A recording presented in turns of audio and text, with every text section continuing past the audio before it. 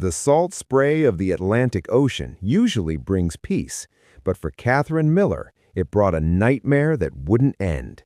Her husband, Jonathan Miller, a respected investment banker, had vanished during a solo sailing trip.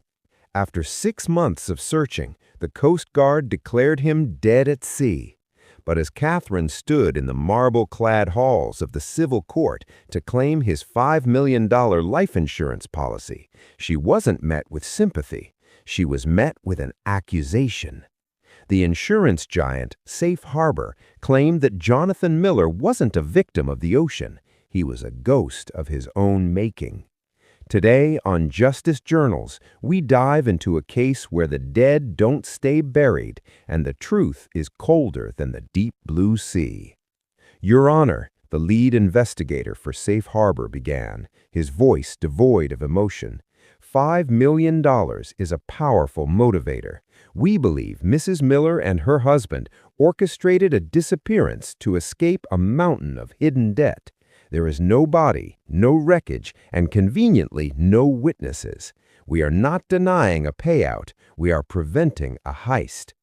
Catherine sat at the plaintiff's table, her face pale, her black veil pulled back. "I saw him sail away," she sobbed on the stand. "He was my life. To suggest I would trade him for money is a lie that I cannot endure." Her lawyer, a sharp-eyed man named Marcus Thorne, presented the official Coast Guard report. The boat was found capsized 50 miles off the coast. The life raft was deployed but empty. My client has passed 2 polygraph tests. She is a grieving widow, not a criminal mastermind. The trial seemed to be swinging in Catherine's favor until the defense called a surprise witness, a private digital forensic expert. He projected a series of encrypted emails recovered from a hidden server in the Miller household. The emails were dated just 2 days before the disappearance. They weren't from Catherine, they were from Jonathan, sent to an anonymous account in Panama. The emails contain instructions for a wire transfer, but more importantly, we found a login to the Miller's home security system from an IP address in Mexico City, 2 weeks after Jonathan was declared dead. The courtroom went silent. Catherine looked genuinely confused, but the judge ordered an immediate subpoena of the live security feed from a vacation rental in Tulum, Mexico. As the video played on the large screens, the room gasped.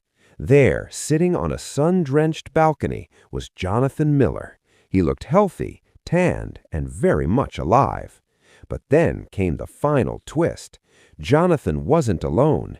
In the video, he was talking to a woman whose face was finally revealed. It was Catherine's own sister, Sarah. The logs showed that Jonathan had planned to disappear, take the insurance money that Catherine would legally receive, and then have Sarah convince Catherine to move abroad with the cash, where he would eventually rejoin them, or so he promised Sarah.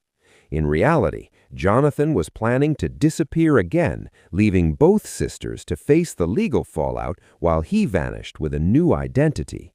The judge didn't just deny the insurance claim, she ordered the immediate arrest of Jonathan Miller through Interpol and held Catherine's sister as an accomplice. Catherine walked out of the court not as a wealthy widow, but a woman betrayed by everyone she loved. When the person you trust most turns into a ghost, where do you turn for justice? Is blood thinner than a $5 million check? Let us know what you think in the comments. This is Justice Journals. Subscribe for your daily dose of betrayal and courtroom truth.